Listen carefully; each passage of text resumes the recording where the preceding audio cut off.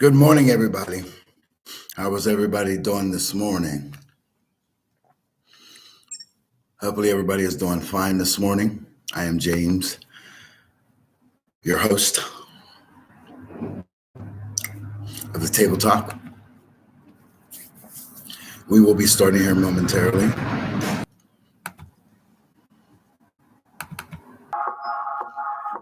I am your host, James, of the Table Talk with James, here on RSS.com, Vivid Horizons Productions. We are also on Riverside FM this morning. We're our parent station.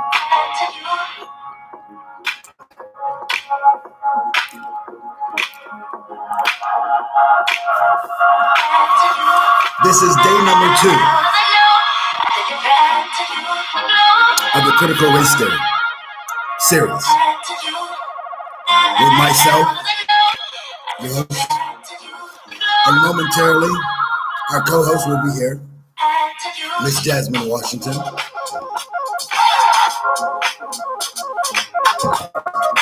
Just a recap.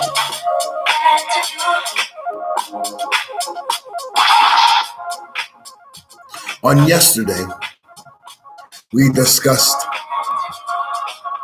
the implications and what happens with the critical race theory when it comes to school, when it comes to it being implemented in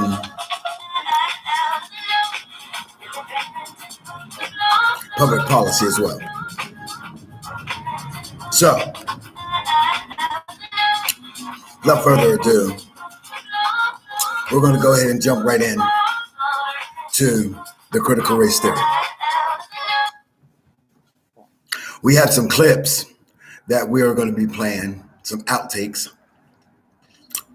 of the critical race theory, some thoughts that some of our cohorts have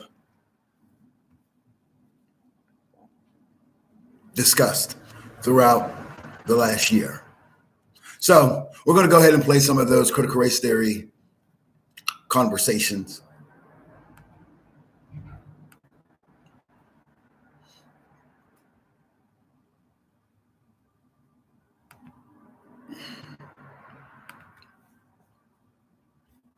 And that will be coming up shortly. I'm waiting for the station to get it in. And what we're going to do is we're going to start out with these critical race theory sound bites right here on your station. Riverside FM, RSS.com, Facebook Live, and YouTube Live.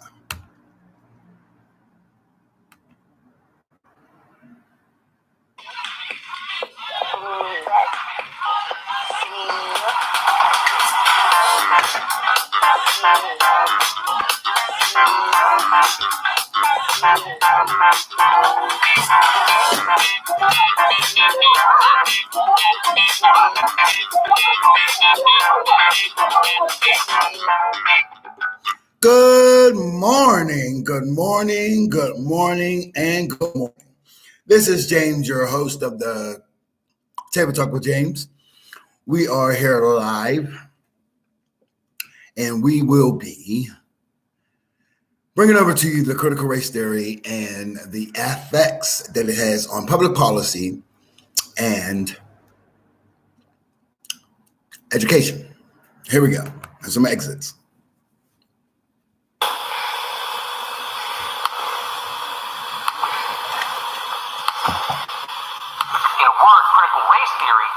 Racism. Critical race theory is this looking at the way that law has been a conduit for racial inequality. This is not about the substance of critical race theory. It's about brand.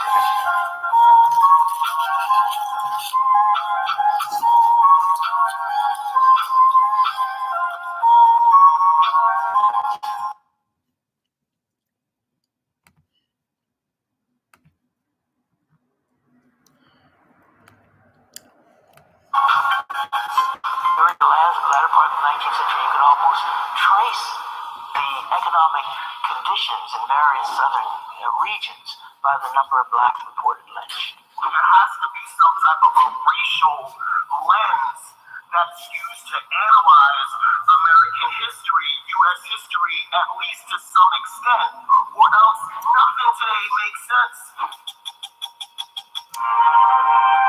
And as you heard, those are some of the outtakes from our news gathering throughout this last year in reference to the critical race theory. Now, a lot of folks would say that the critical race theory is just a tactic of the African American community or the Black and brown community to be able to get some leniency, quote unquote, from governmental officials, which that's crazy. So what I've done was I've gotten some opinions from other people in reference to the critical race theory.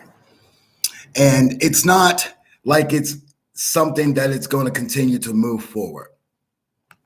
What it has done, it has created a separation with the people throughout the world. So through my examination, the critical race theory examines society's understanding of race and how it is informed by various powers that be. In order to understand this theory, it is important to note what critical race theory is not.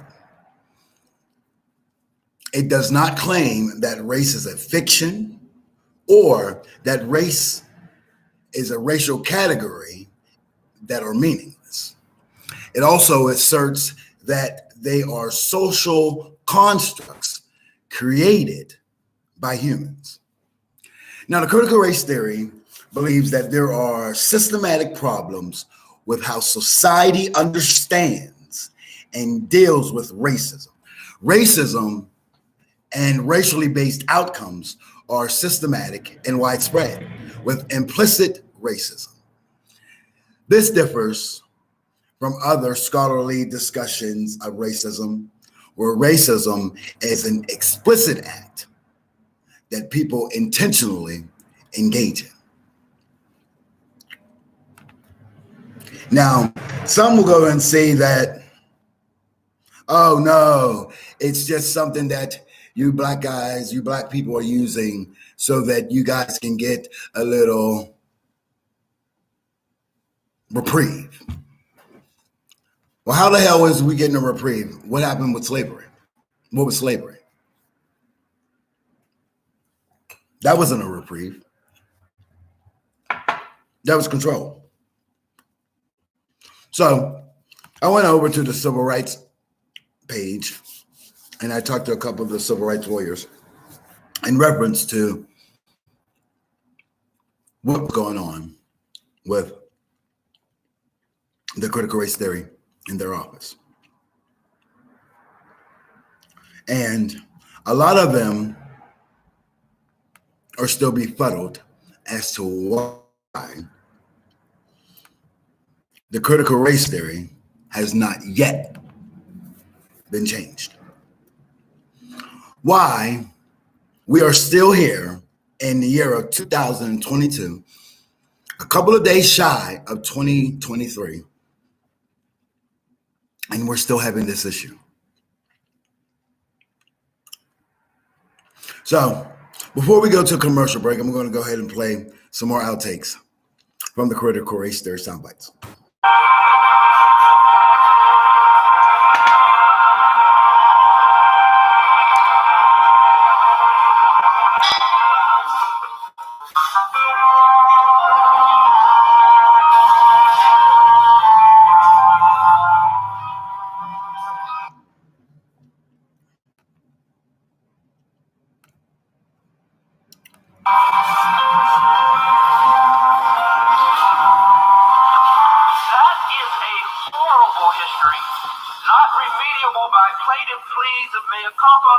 Combined with the token appointment of members of the victim class who are least likely to remind racist hiring record. The early 90s were this transition period, right? Because that's when right-wing conservative radio really started to have this impact on the national discourse around race.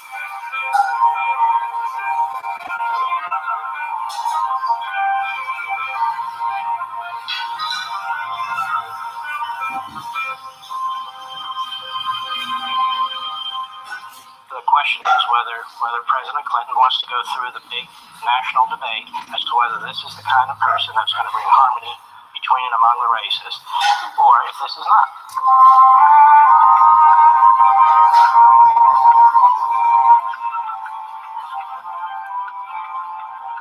They clearly lend themselves to interpretations that do not represent the views that I expressed on civil rights. I want to make it clear that that is not to say that I agree with all the attacks on her. I have always believed in democracy, and nothing I have ever written is inconsistent with that.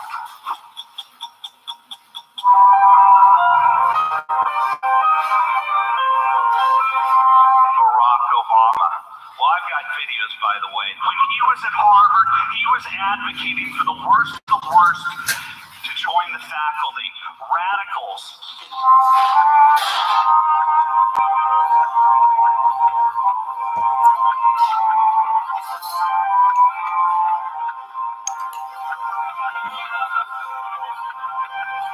I remember engaging up and speaking to Trump. What part of that was the bombshell? Derek Bell is the Jeremiah Wright of academia. He developed a theory called critical race theory, which holds that the civil rights movement was a sham, and that white supremacy is the order and it must be overthrown. So that is a complete misreading of critical race theory.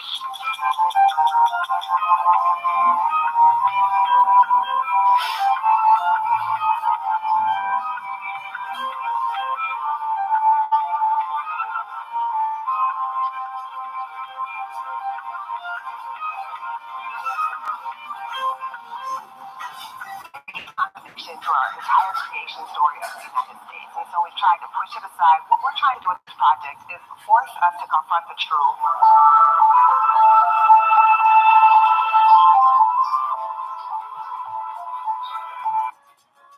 Now that was the critical race theory outtakes. We will be right back after this station break here on RSS.com, Riverside.fm, YouTube Live, and Facebook Live.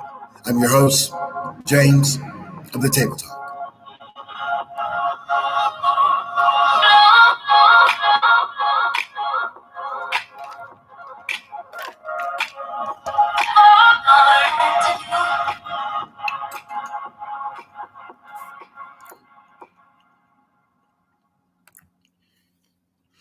Welcome back, ladies and gentlemen.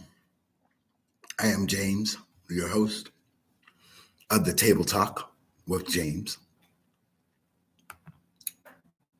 This morning, this is day 2 of the Critical Race Theory series, 3-part series that myself and my other cohorts have been working on.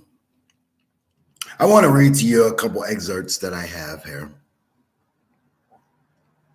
It's on the critical race theory. And it says critical race theory is a cross-disciplinary examination by social and civil rights scholars and activists of how laws and social and political movements and media shape and are shaped by social conceptions of race and ethnicity. Now, Washington, D.C. is prohibiting critical race theory and anti-racism education in Texas schools would suppress educational efforts that are critical and needed to confront and address racism and discrimination, according to a letter brief sent to Texas Attorney General Ken Paxton by the Lawyers Committee for Civil Rights under the Law Now, the NAACP Legal Defense and Education Fund in Texas are pleased, and other organizations. Now, today's letter responds to the Attorney General Paxton's request for interested parties, to submit their briefing on whether critical race theory, CRT, and the anti-racism education violate the Equal Protection Clause of the 14th Amendment. Now, the equal rights guarantee of the Texas Constitution, Attorney General Paxton has been asked to issue a legal opinion on this question in January of this year at the request of the Texas Representative James White of the District 19. Now, the organization also argued and was urging the Attorney General to refrain from using or issuing an opinion, or to issue an opinion confirming that CRT and the anti-racism education are fully consistent with federal and state constitutional protections and should be encouraged in schools. Finding otherwise risks furthering the misinformation campaign, wrongfully disparaging those important race equity theories and practices, and advances Texas lawmakers' recent censorship agenda in the public schools. So they were trying to censor things in the public schools. That's crazy. How do you teach history without history? That's my main question. There's no way that you can teach history without talking about history.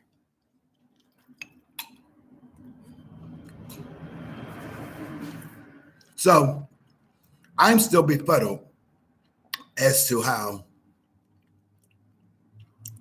you're going to teach a history class without hitting the points about history.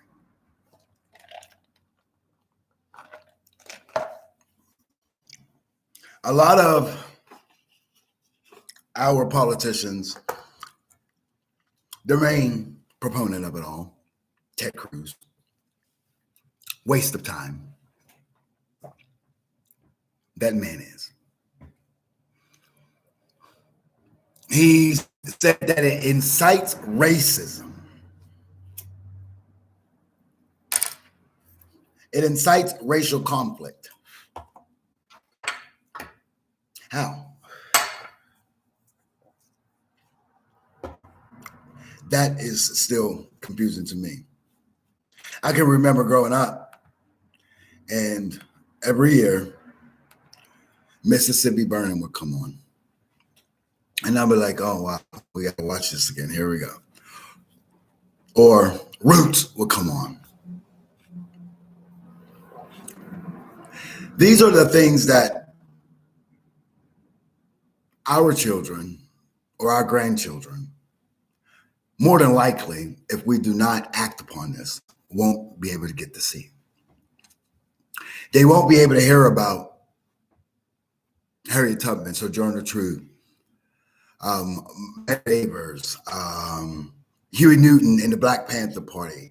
They won't be able to hear about these important parts of our history because of our local politicians or our U.S. senators.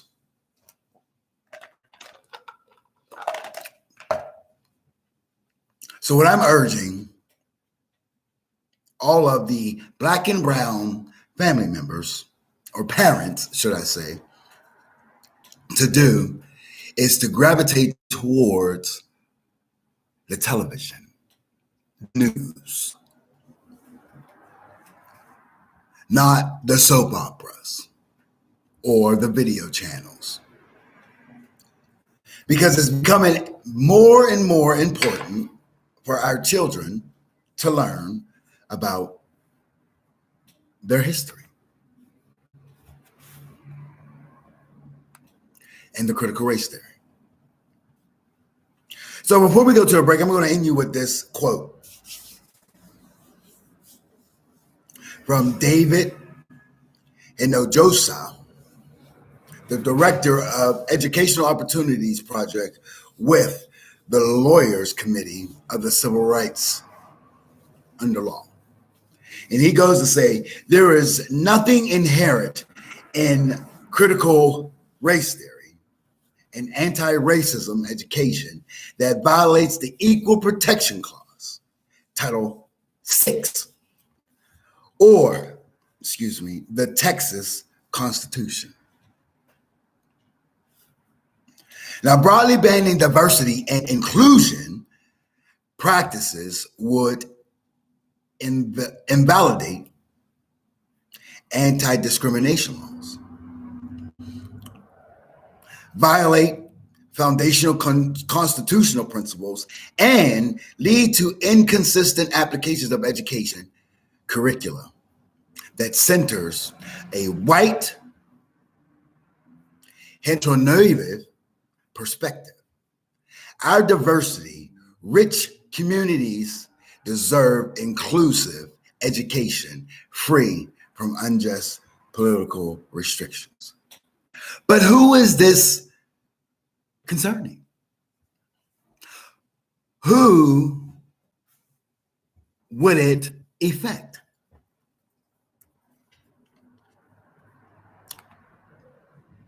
Those and more questions here after the break. Riverside FM, RSS.com, YouTube Live, and Facebook. I'm your host, James, of the Table Talk. We will be back at the top of the hour.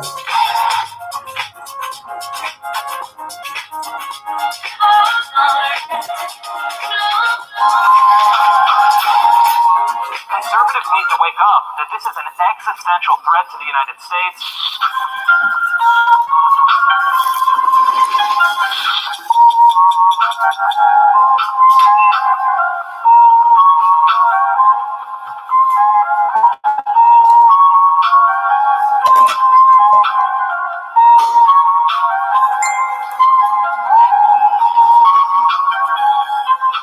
It's a way of looking at race. It's a way of looking at why, after so many decades, centuries actually, since the emancipation, we have patterns of inequality that are enduring.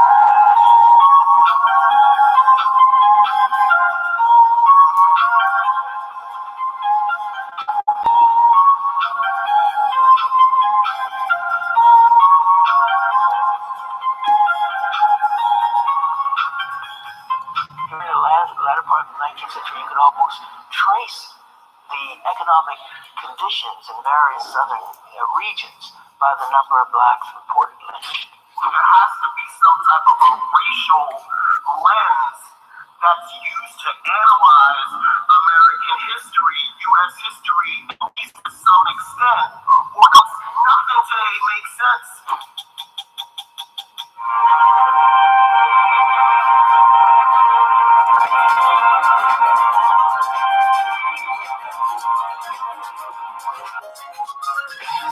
Ladies and gentlemen, welcome back. I am your host of the Table Talk with James here on Riverside.fm, RSS.com, Facebook Live, and YouTube Live. Now, folks, before the break, I was talking to you guys about what the Texas educational system has actually just went through. And a lot of these things that are going on in this country are being downplayed. And when I say they're being downplayed because earlier part of this year, the theorists investigated how racial disparities occur in society.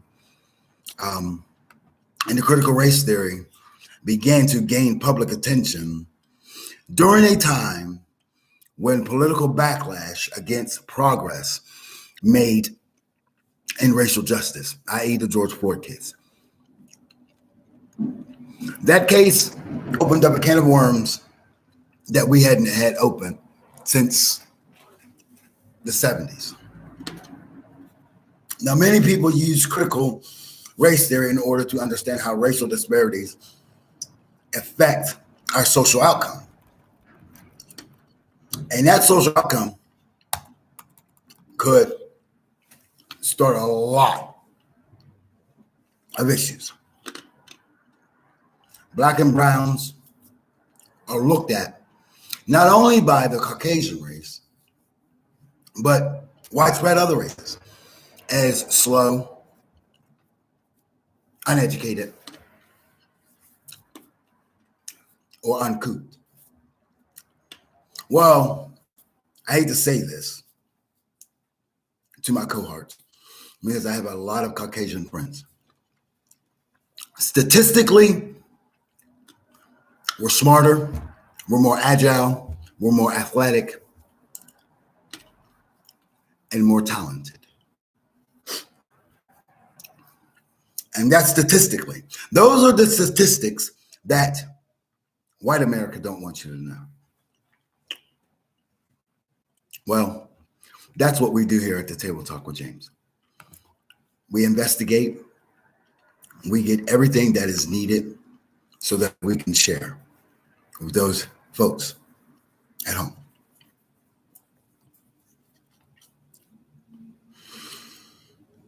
In the last, I would say 6-7 days,